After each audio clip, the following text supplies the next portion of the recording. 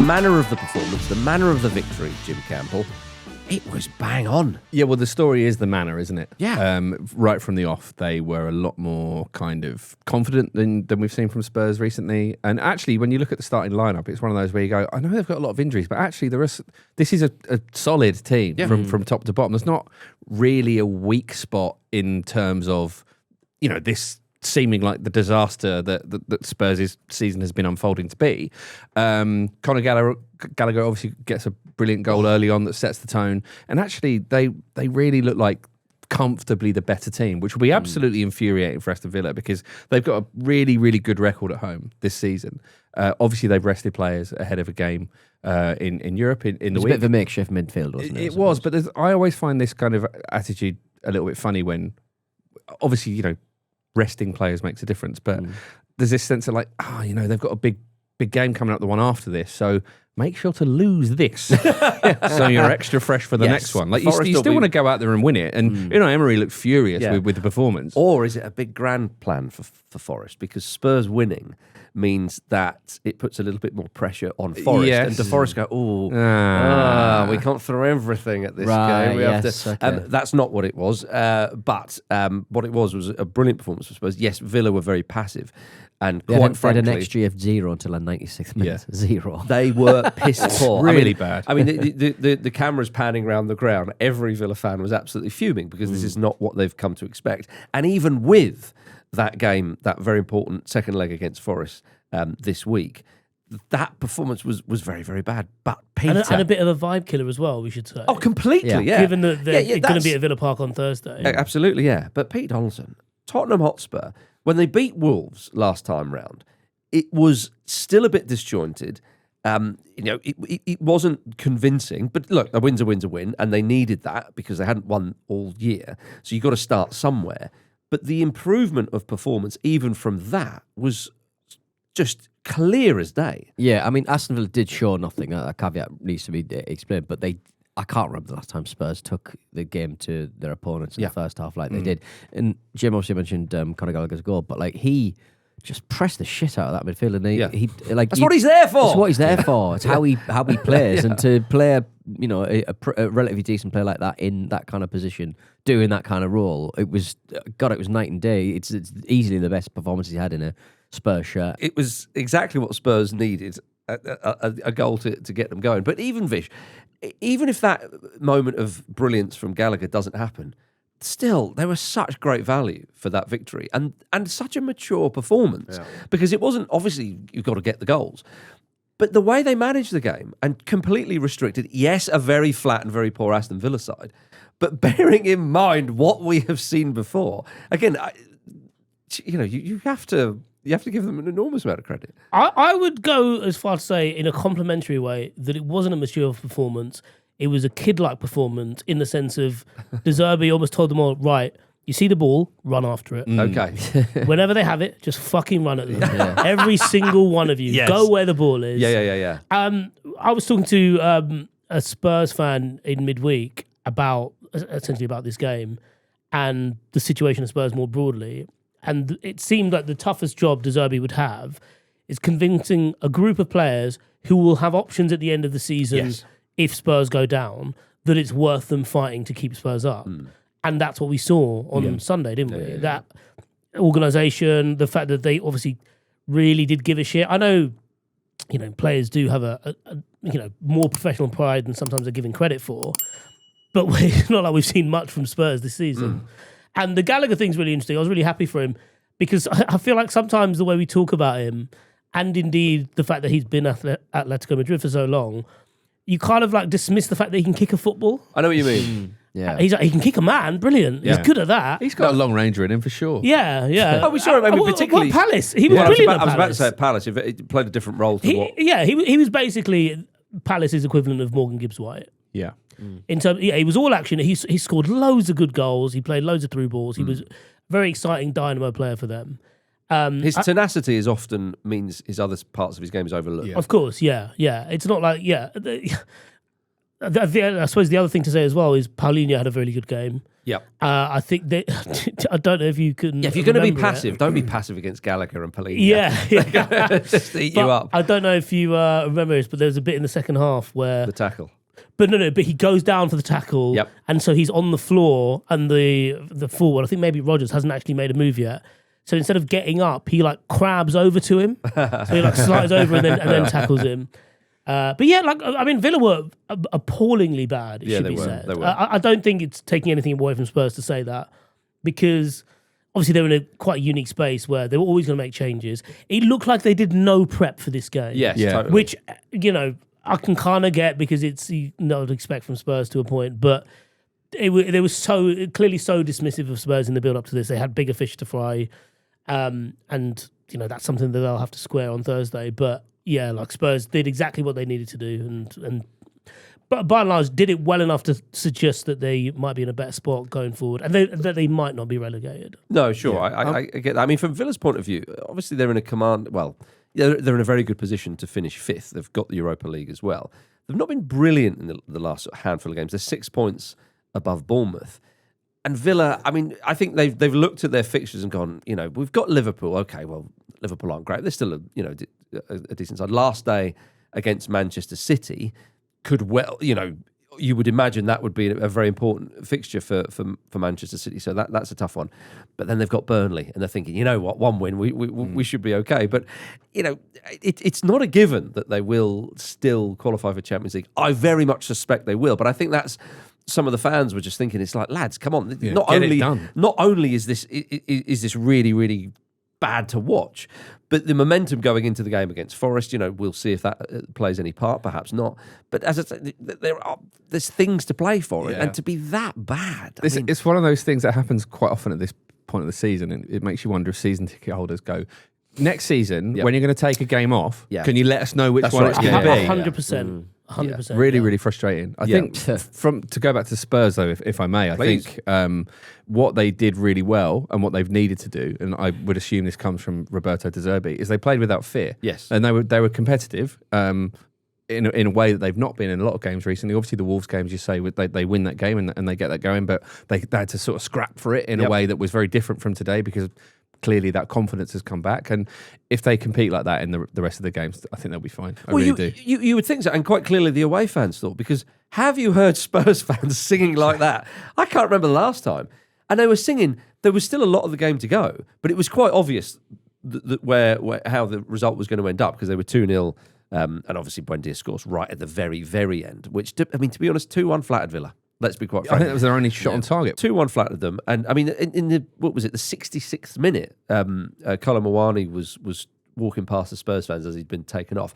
And he was slapping high fives and all this kind of stuff. And I was thinking, this is a side who, up until the final whistle, were in the relegation zone. Yeah. But it shows you the mentality shift that those fans, and clearly the players and manager, all sort of think, yeah, we finally cracked it. Now, obviously, there's games to go, and it's going to be an incredible run-in.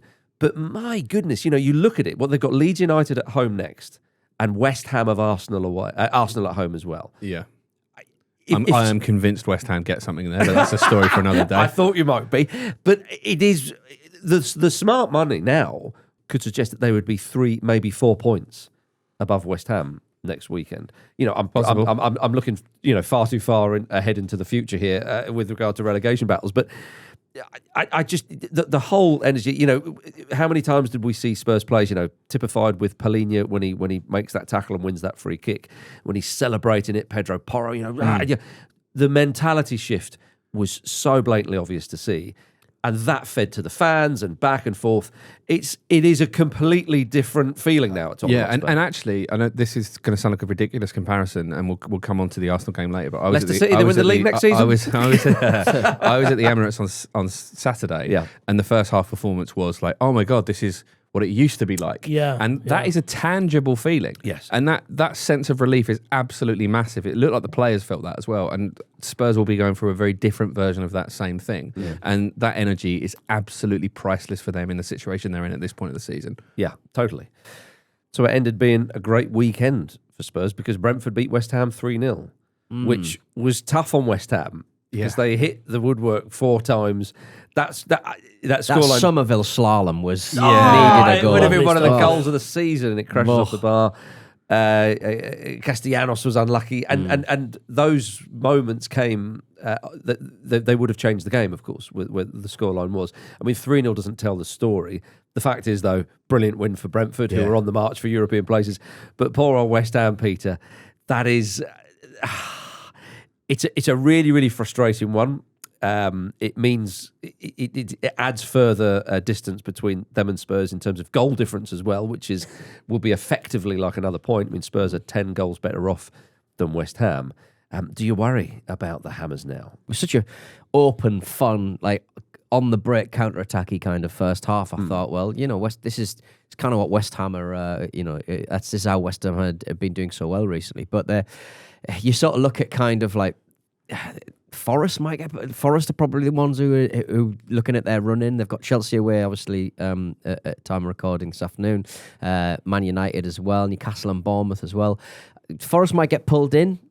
The way They've got to be careful, the Spurs have kind of shown a bit in this last football match, you do sort of think, maybe they're now looking at Forest that they'd been able to sort of climb over, but yeah, it's not looking great for them at this moment in time. Too little, too late, potentially. That Spurs performance has put the willies up a few teams, as you say.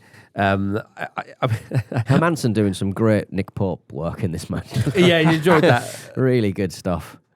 Yeah, he certainly did. I mean, yeah, and at 1-0 as well, it's an own goal, of course. Again, off the bar. I know, yeah. It's the story of the they love just afternoon. bashing the bar. That one. I really feel for Mavropanos because he's been an absolute warrior for them. Yeah. He's been a key figure in their sort of upturn in form and a real sort of reference point for them. So that is particularly gutting, especially as he then has a narrow offside decision go against him. Gutting. Yeah. It's offside though, Jim. Yeah, indeed. But it's just, But I know what you it mean. was absolutely one of those afternoons for West Ham, wasn't it? What was Malik Diouf doing though? Malik Diouf is such a funny player like that, isn't he? He looks like he can be really sort of dynamic and interesting going forward, and then he's got a moment like this in him. I thought it was outside the ridiculous. box. It just looked like it was really. I think he might have fouled him outside the box and then given him another one on the way. Yeah, when you he got might in get there a as penalty well. for that. This will Yeah. get you. There you go. Yeah.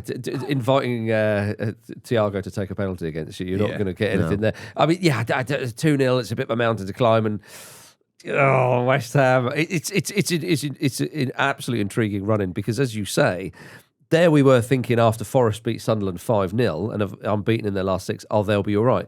Suddenly they are just 3 points away. Obviously, they're playing this afternoon, you're right to say, but they can't have the type of performance Villa put in. Yeah. No. Yeah. Against Chelsea. But looking at the run-in, as we say, West Ham have got Arsenal, then they're away to Newcastle and at home to Leeds. They will be hoping very much that Leeds will be home and hosed by then, which I suspect they will be. I think everyone's looking at their Leeds 3 points to see how it goes. And they're hoping as well that All the Newcastle time. have nothing to play for, Yeah. which may well be the case too.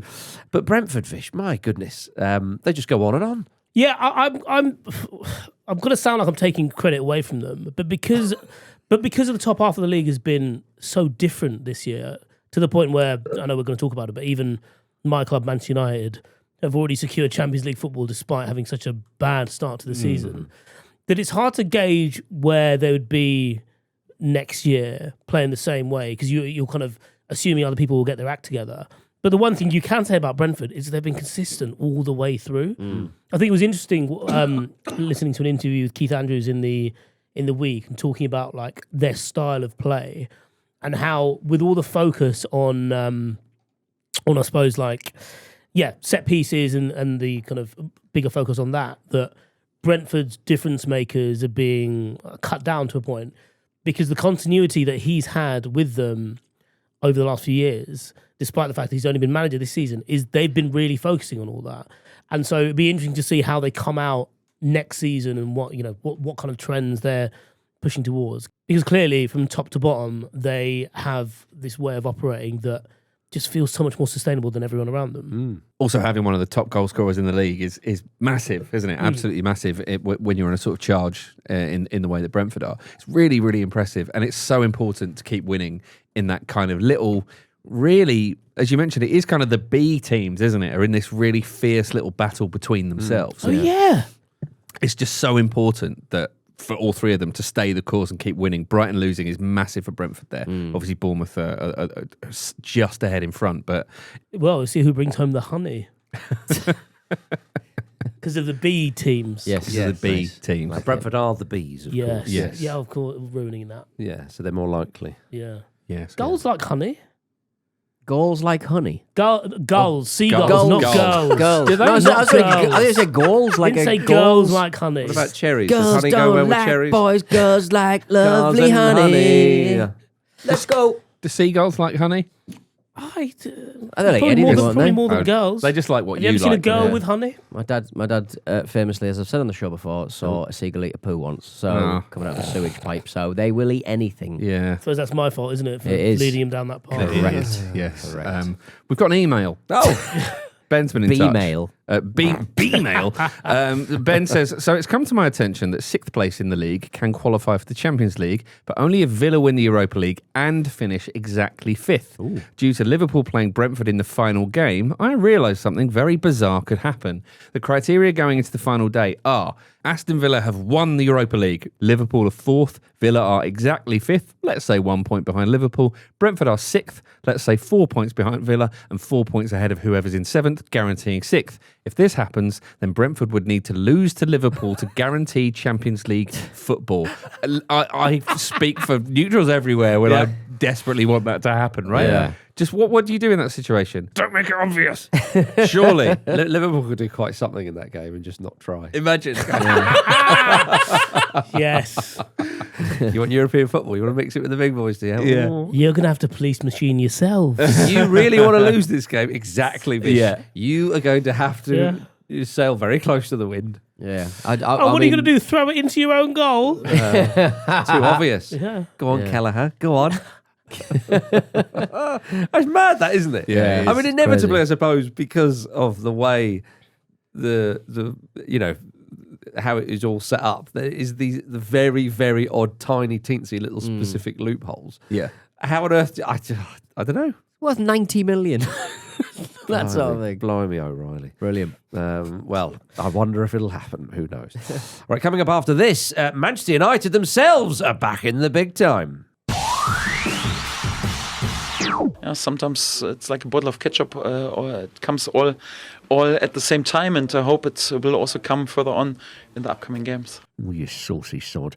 Welcome back to the Football Ramble, everybody. Thanks to friend of the Ramble, Peter, for sending us that clip. You can become a friend of the Ramble too. Search patreon.com/Football Ramble or click that join button on YouTube to get involved. Yes, Daniel Farker, covered in sauce, celebrating Leeds United's win on Friday night, beating Burnley 3-1. Already relegated Burnley 3-1. We knew Leeds were going to win that game. They won it with aplomb.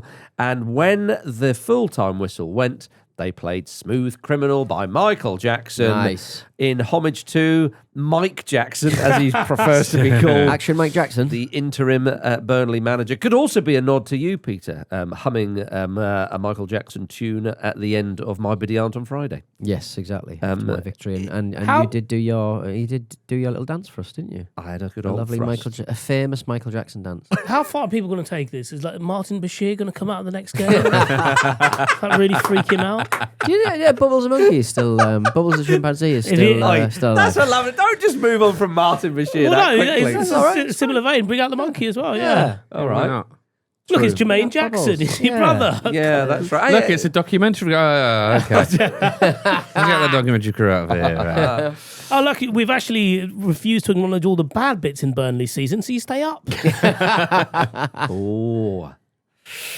Do not go and see that documentary, by the way. It's not a documentary, is it? It's a dramatic. Yeah. When you've got Reimagination. In when the you've Premier got a League, lot of- survival until proven relegation. when you've got a lot of people cosplaying as Michael Jackson outside cinemas the length and breadth of the UK, you have to know that it is not a Watson all documentary. Yes, is it really? that's a great way of putting it. Yeah. But a word Yeah. on Leeds United, Peter. They were good. Surely they're up, aren't they? Yeah. What do you mean? Up? What? Staying up. Staying up? Yes. Forget, they are up. Forget everything about Michael Jackson. Right, Okay. okay, That is fine. utterly You were, crucial. really, you were really thinking of puns, weren't you? Because I Yeah. was as well. Yeah. No. Do you think that they'll be off the wall? Yeah? Yeah. It works. What are they? Would they? The man in the mirror. You are not alone. Don't just say the Saying titles titles of Yeah. songs now. In mid-table. That's the Burnley guy. Leeds. Yeah. Leeds. Leeds. Victory. They are 7 points clear of the relegation. They're above Crystal Palace in the table now. That'll be annoying. Hey, Daniel Farker looks like a moon raker. Yeah. You mean Walker? yeah. Walker. Yeah, that's Moonraker is a Bond film. Yeah. Shit. Yeah. Oh, it's hay Right. fever bank holiday Monday. Yeah, it We've is. all gone mad. Everyone's off our heads on Oh antihistamines. dear! I Love tell you it. what, though, Leeds they have you know they were down there. They used up one of their lives. Stop talking about Leeds. you only live Want to do twice. Michael Jackson? You John? only live twice, Jim. That's you know, and that victory was crucial. Yes, again, home against Burnley was Who's bad? Burnley. right. Better. There we are. Yeah. Needlessly I've always pleased with said that. nobody does it better. Very good. Let's go to the Champions League teams. Manchester United 3, Liverpool 2, because Manchester United are Champions League, Vish. Michael Carrick's done it. Yeah. What are you worried about? Nothing, mate, nothing. They were so good first half Yeah. and so yeah. grotty second half. Really good. And like I think it was Jamie Carragher who said it at the start of the second half. He basically alluded to the fact that there might have been like a Freaky Friday incident at the tunnel at half time. Right. Because as bad as Liverpool were in that first half, United were just as bad in exactly the same ways at the start of the second. Yeah.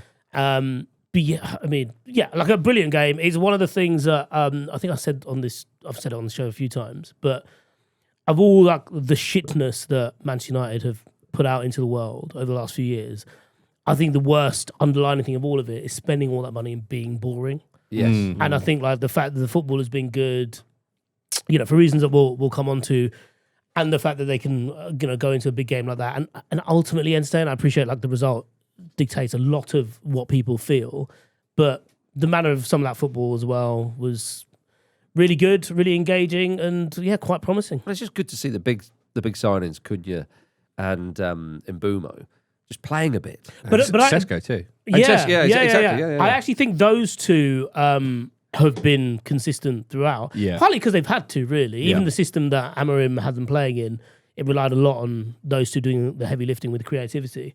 But it's people like Bruno, it's people like Mainu, even someone like Dallo, who is like, I kind of love him like a son in a I way know what you because there's something about him that's like, I know you're flawed, but fuck you try. Yes. And you are quite ambitious in some of the things you try. And there's a lot I find that quite endearing from one of my own players. If he could take a moment before he shot, he might be one of like the most prolific Yeah. goal scoring defenders in the world. He's very highly rated in Europe, which I find interesting in its own way. But yeah, like there is a lot to like about that squad, and in part because of what people have seen from them in the last few months. It did come dangerously close to being one of those silly situations that Man United have got themselves in over the past few seasons, though, isn't it? With like letting that lead slip, especially with the first goal, I thought was really good. Like Roy Keane I was probably on his side in terms of the first goal and how maybe the Man United defenders could have dealt with Szoboszlai better.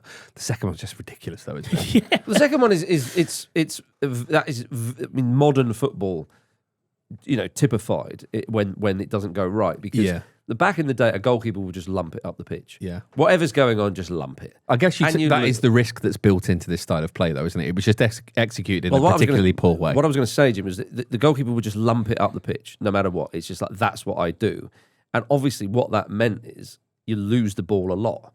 So you give it away. Whereas I think a goalkeeper now, I mean, Lamens, he's been good, and we all make mistakes, but how on earth he can't see the danger there? Yeah. Even if it's an accurate pass, there's players on him.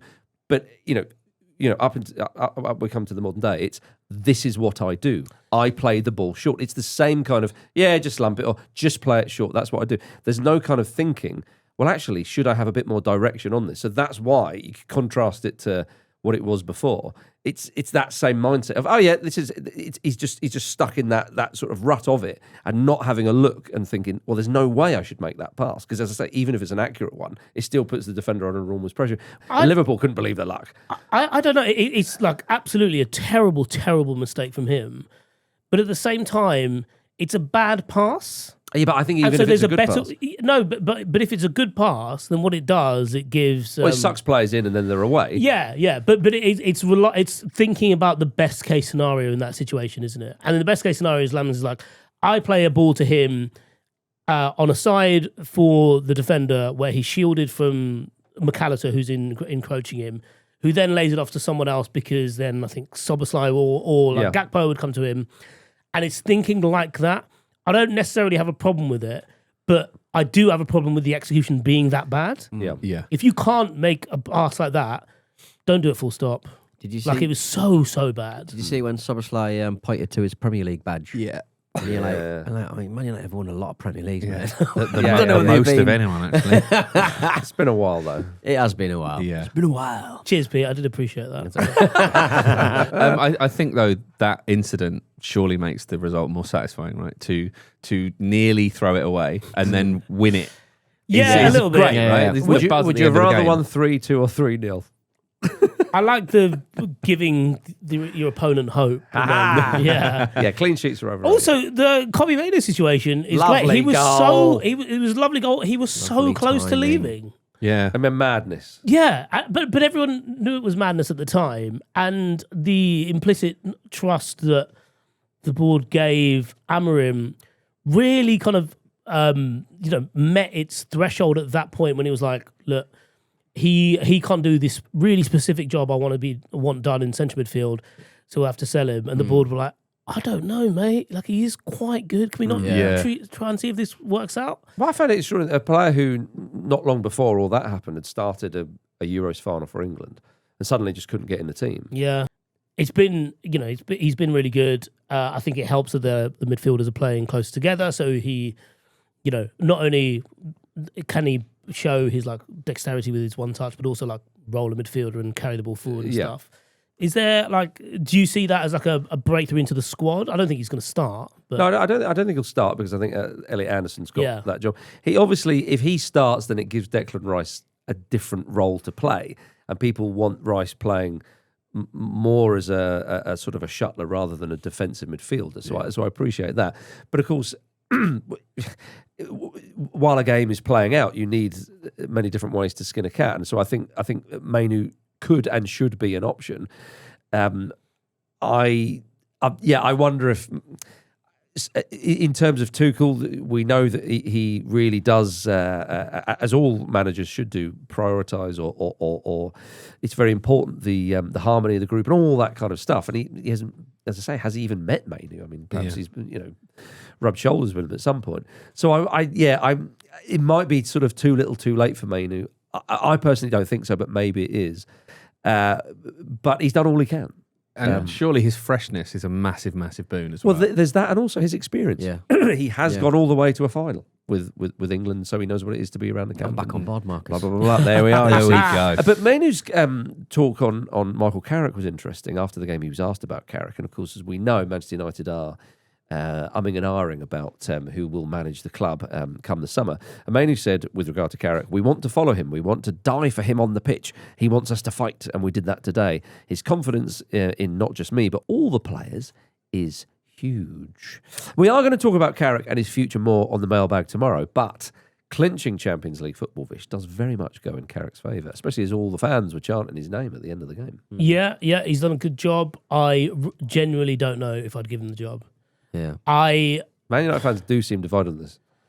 I think I'll try and give it to Andoni Iraola, and if you can't, give it to Carrick. Okay. That's where I am with it right now. All right. Well, we will be quoting you tomorrow on the mailbag with fine. that and some other things that you may or may not have said. Now, what did you think of Benjamin Šeško's goal? Did it graze his fingers as it plopped in the back of the net or on its way into the goal? Yeah, I thought it did. I actually thought it was fairly clear as well. I was surprised that was. So you thought it should have been given. chalked off? Yeah, and I get it. The rule is if it touches any part of the attacker's hand or the goal scorer's hand, it has to be chalked off. So yeah, I mean, I thought it was pretty obvious that it did hit his fingers. No conclusive evidence Could that he handled the ball before scoring, according to VAR. Could you get your nails done like really long?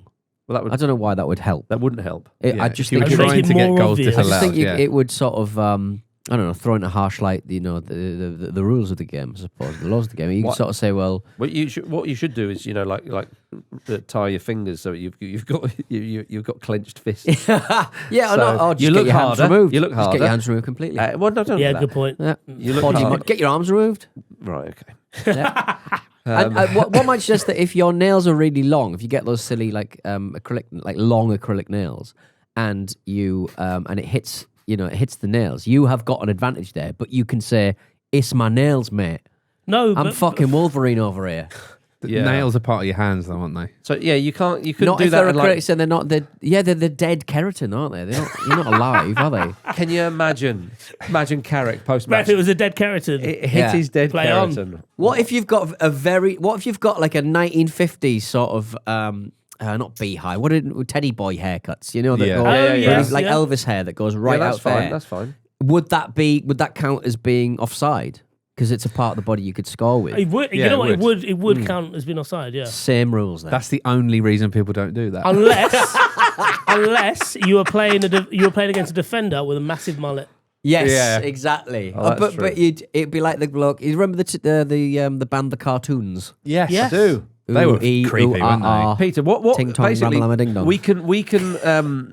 we can put this to the test. Basically, Right. what you need to do is Yeah. you need to get some VAR officials to retrospectively Yeah. look at some decisions from the From top- Bundesliga from top from of the the pops. 1970s, right? okay, And you'll right. find out all the answers That's to a good this. point. The All hair right. rules. There Okay, we are. nice. There we are. All right then, gentlemen. Coming up after this, Arsenal get their mojo back. Arsenal 3, poor old Fulham 0. Arsenal 6 points. 6 points. That is the lead they have over the Citizens.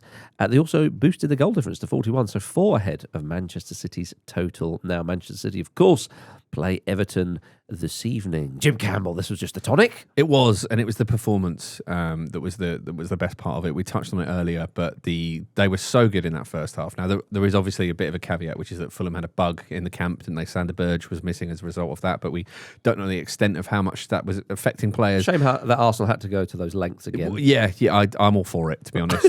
I'm absolutely all for it. Dirty bastards. Put whatever you like in those lasagnas. But yeah, the fluency of this performance was so different from what we've seen from Arsenal recently, and I think the quality of the passing was notably better than it's been in a long time. Some of that is personnel. Saka being back and being back in the sort of form that we expect him from is really, really welcome. Mikel Arteta made comments after the game about how, for the first time in a long time, he's actually moving freely. So he's obviously been carrying various injuries and stuff. Without any pain, and also, hasn't sort of been limited by his own body. That was really, really clear. Because I think there's an element of playing through pain, but there's, you're Obviously with certainly, Cole Palmer you're a bit, certainly maybe. not at your best if you're having to do it, are you? And he looked really, really fresh. Miles Lewis-Skelly came into the midfield and looked like he'd played there all his life. He did really, really well. Which he sort of has, isn't he? Yeah, he kind of he sort of has done that in his sort of his youth career, and he stepped up. And I think it was his freshness as much as his performance that was good. Calafiori came in as well. Trossard had a really good game, and obviously Victor Gyökeres has probably his best game, certainly in the Premier League for Arsenal. Yeah, I mean, it was a very charitable performance from Fulham. I thought Arsenal were going to win. I didn't give Fulham much hope because, again, that type of game and what Arsenal need. But yeah, the illness in the camp obviously doesn't help at all. But yeah, Arsenal. They look like they just signed Peppa Pig the way they were playing. Maybe that's. I mean, Spurs are unbeaten since they got Peppa Pig on board. But Arsenal, though, Peter, how many times Is Percy Pig a free agent right now? Well, not a bad shout. Ooh. That What's is the clearly difference? it works. Peppa Pig's a character, Percy Pig's a confectionery. Yes. well played, sir. Yeah. Well played. But Peter, Arsenal, that we've said so many times, especially in recent weeks and months, come on, Arsenal, you've got to do a bit more. Yeah. You've got to go and win it. And they responded like this. They did, and like I said, just saying Saka back doing what he does best was just, I'm glad he's remembered how to play a bit of football. Ahead of the World Cup. Ahead of the World Cup. It got me you. very excited. Bigger picture. None of that Premier League and Champions League rubbish. I mean, it was great to see Saka back. As I say, from an England point of view, obviously from an Arsenal point of view, just the difference he makes. But Gyökeres as well, he's, and we will talk about Gyökeres on the mailbag tomorrow too. But getting goals, bit more confidence. Okay, I know he's not scored against some of the top sides, but good for him. And it puts pressure on Manchester City. And the only thing I would say, Vish, I mean, this might be being a touch harsh, though, is if indeed goal difference does come down to it, 3-0 up at half-time, I thought, would Arsenal... I know they've got Atletico midweek, you've got to manage everything, but I thought, maybe the 4th and 5th was there for the taking. Is that being a bit harsh, do you think? I think so. I think so. Because I thought they managed the game really well. I think, so Saka came off at half-time, Gyökeres and Rice came off after about an hour. Like, that kind of makes sense given what you have ahead. I also thought, the bigger picture side to it was the atmosphere at the Emirates was probably on par with the Dauman goal. Oh, it was great. In terms of the celebration, the way people left that ground. Yep. And I thought that had gone. I think a lot of, certainly a lot of things I saw online, and even, Jim mentioned before we start the show, there was like a recognisable, enjoyable vintage Arsenal that you could ascribe to this performance, which is quite good because you can, it's the kind of thing that can build up, especially if they get a good result in midweek against Atletico. The Mars Lewis Skelly thing, I just thought was a really nice story, objectively. I think, as Jim said, about like starting out as a midfielder and coming into that position, which then allows obviously Declan Rice to play this more withdrawn position that seems to be working really well for Arsenal recently. But showing such he didn't do it in the way that Zubimendi has done that role. Yeah. He did it in the way that he wanted to do it. Yeah, I absolutely. know what you mean. Yeah. And I think there's a lot to be said for that, for someone so young, and just the way he was able to show out, because he gets a lot of criticism for his position at left back, the way he plays left back, but part of that is because he moves into midfield as most fullbacks do now. But starting in midfield, it was nice to see I get it now. That's why you are where you are and doing so well. He looked sort of freed from those responsibilities, which is Yeah. obviously a good thing for him. He was pretty all action. And I think having Ricardo Calafiori in there as well, just sort of roaming around, means that actually the experience that Miles Lewis Skelly has gained at left back is useful if someone needs to sort of plug that gap. That's true, actually, yeah. Do you think also, very quickly, I thought this when Xhaka left Arsenal, but when was the last time you've had a left footer in central midfield? As in that deep, not Odegaard, but I suppose Odegaard plays it occasionally, doesn't he? Yeah, but Odegaard plays on the right. So, yeah, it's quite a rare thing, actually. Yeah. That the so-called left 8 is a left foot. Although Lewis Skelly didn't really play there. He played a bit deeper, and they're a bit more of a double pivot at the base of midfield. But yeah, I think he deserves all the plaudits he's got. There was talk a little while ago that he might be considered for a sale. I wonder if he might have saved Arsenal a lot of money in Mikel Arteta's mind by being a rotation option in there for Zubimendi, because one of the stories of the season is that Zubimendi has been absolutely run into the ground and his performance levels have dropped off as a clear result of that. And perhaps the solution was there all along. It's easy to be wise after the fact. There's been a couple of opportunities where it looked like he might start in midfield, and then an injury has meant he's been needed at left back. He's been quite unlucky with that. So that's the reality of the season. Yeah. I mean, this was a perfect game for Arsenal, wasn't it? 3-0, you get the goals, Gyökeres, Saka and Lewis Skelly. Just the feeling totally changes. Looking at Arsenal's remaining fixtures, see West Ham away, Burnley at home. That is exactly the fixture you want in the running. Yeah. Palace away on the last day. That's tricky. That Palace game comes a few days before the Europa Conference League final. If Arsenal beat West Ham, then Palace will be absolutely fine. Honestly, if Arsenal beat West Ham... That's the key game. It is. It absolutely is. If Arsenal beat West Ham, then unless Man City win all their games and it comes down to goal difference, you have to say, my goodness, it is very much the home straight. Again, the feeling in North London all round seems very positive. And that's lovely, isn't it, Vish? It is, yeah. I did quite like the support they were giving each other over the weekend. Well, I think actually... they'll need to give Arsenal support North against London West is Ham. a better North London. But Spurs have really complicated this by meaning West Ham really, really need to get something against us. West Ham love to sort of bloody the nose of bigger teams. We've had tricky results against them in the past. I think this is a really tough game. Yeah. One thing that I am looking forward to next season for Arsenal is... every goal Victor Gyökeres does the same celebration, and I just think that again, if he is to kick on and score goals against the bigger teams and so on and so forth, like a last minute winning, even Atletico, he gets a very, very important goal. That sort of boom up the hands go. It's like, no, just lose yourself and top off and into He's the not going crowd. to do that, is reverie. he? He's not going to do that. But he does actually. So at Sporting, he would obviously lose himself, and then like they'd break away. As then they're going he would back, do and it. then Yeah, he would do do it, right? So, Okay. Okay. It's the disciplined Arteta side. That's what Yeah. you get from the celebrations. yeah. Is that what it is? Just a simple. You enjoy it, but you enjoy it by being disciplined. Exactly. He's got to be professional.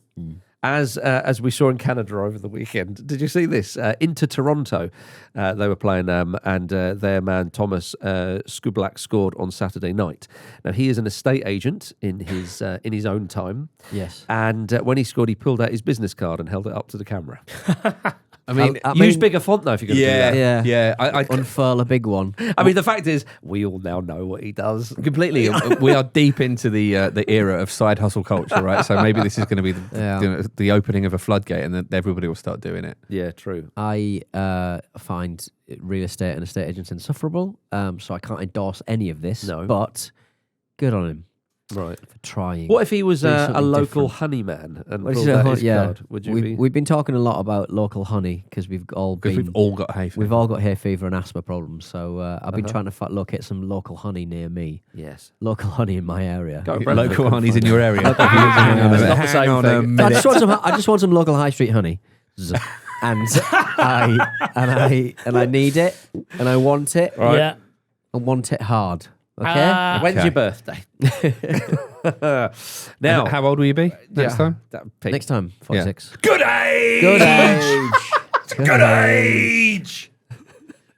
Nobody watched that show. What? Nobody watched that show. Or did they? Right. It was the final day of the regular Football League season on Saturday, and Ipswich Town secured promotion to the Premier League. They did. It was perfect. Yes, they had the perfect opponents, a mid-table side who are completely on the beach, fair play. But it's perfect. You score 2 goals early.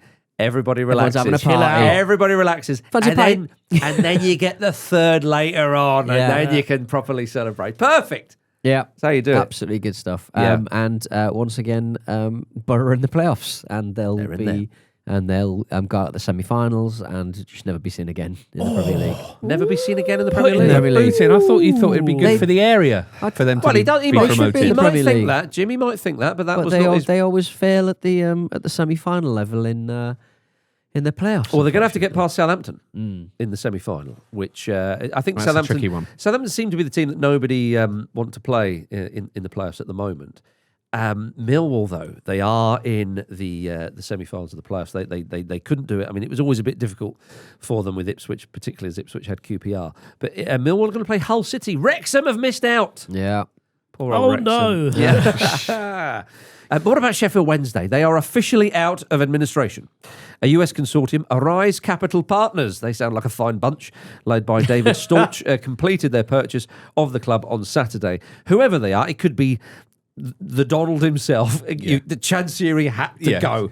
All right. It could be Chansiri with a hat on. It could be Beelzebub. I mean, Chansiri had to go.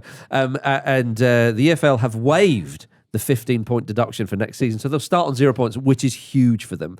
Did you see the way they announced at Hillsborough on the big screens? They had, this is the points deduction for next season. You start at minus 15, it's going down. And when it got to 0, hey! I thought they were just saying they were going to win that many games that they would climb out of it. I thought that's start what they were on trying minus to 15. say. Yeah, start on minus 15, and then they're just saying, well, this is how it'll happen through the league. They'll get at least 15 points. Remember, it's not golf scoring in football. Right, okay, yeah. So, you really need that local honey, don't you?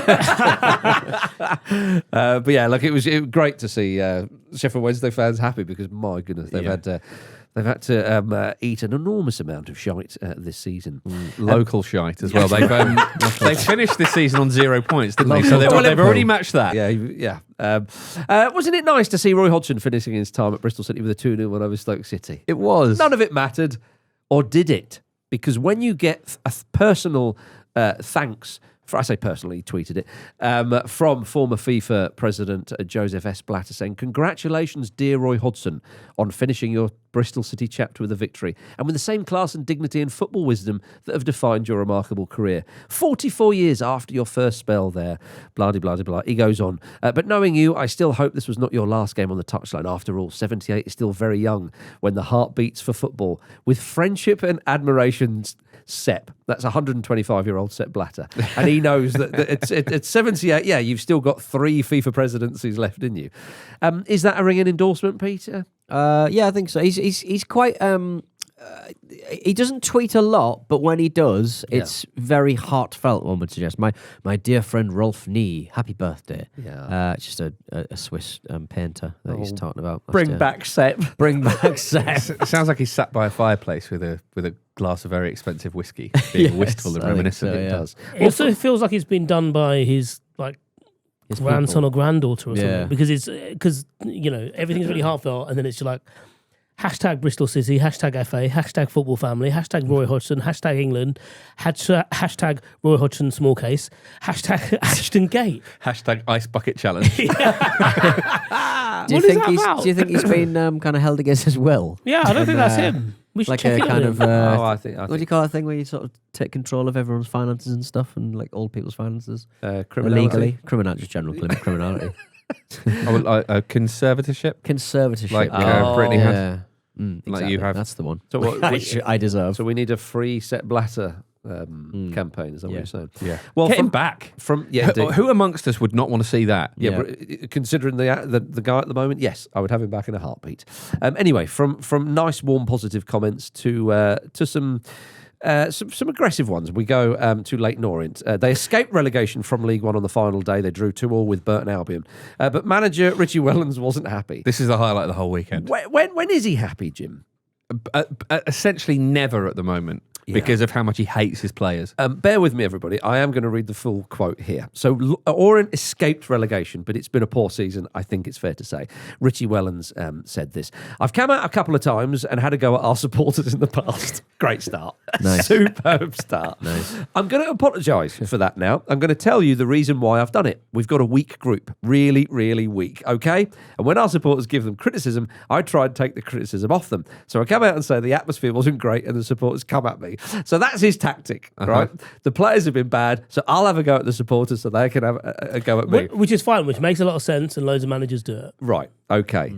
In that way? Yeah. All right. Like, he's basically showing them behind the curtain here for the start. I don't feel that my protection of them is worth it. Week in, week out, especially the past 6 or 7 weeks, they get served up with rubbish. There are too many players that have wasted 10 months of their career and wasted my time. I've had 1 year of my management that has been wasted by the players, and that they have wasted the supporters' time as well. They have not given them enough days to turn up to. There's not enough people at this football club with the mentality to win. And he said to the players, apparently, clap the fans because they've earned it. They've paid their money all season to come and watch us home and away, and they deserve to be clapped. But then don't go celebrating with your family. Get off the pitch. It's an embarrassing season. Mike, he's top man, isn't he? Put your daughter down and get in there. I mean, is this the kind of thing that fans want to hear? Perhaps, bearing in mind he's had a go at them and now he's saying, look, it's been rubbish. It's not been good enough. I think it's fine.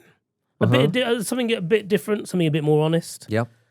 Is it too honest? I suppose we'll find out if he's still there at the start of next season. But I think that's the tricky thing now. I think that, I don't know, again, forgive me for sort of comparing the old and the new again, but back in the day when you couldn't just suddenly quickly move clubs or there was less movement, I think some of the players maybe back in the day would be like, we have to up it because my local pub, I keep getting pelts from everybody, right?